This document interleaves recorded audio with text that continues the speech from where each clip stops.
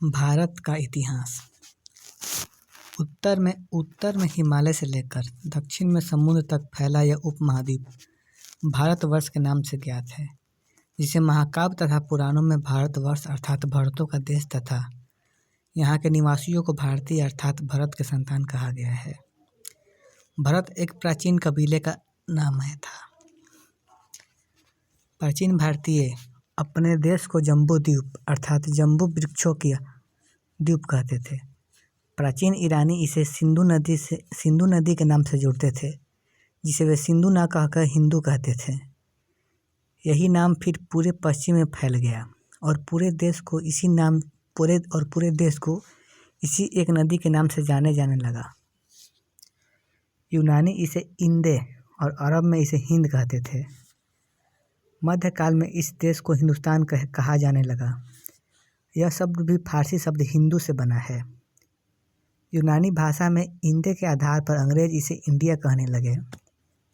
पारा बदले बिंद की पर्वत श्रृंखला देश को उत्तर एवं दक्षिण दो भागों में विभाजित करती है। उत्तर में इंडो यूरोपीय परिवार की भाषा बोलने वाले तथा दक्षिण में द्रविड़ परिवार की भाषा बोलने वालों की बहुमत है। नोट: भारत की जनसंख्या का निर्माण जिन प्रमुख नस्लों के लोगों के मिश्रण से हुआ है वे इस प्रकार हैं: प्रोटो ऑस्ट्रेलॉइड,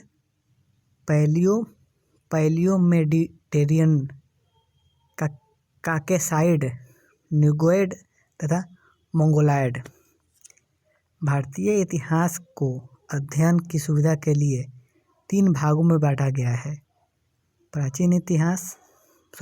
प्राचीन भारत, मध्यकालीन भारत तथा आधुनिक भारत।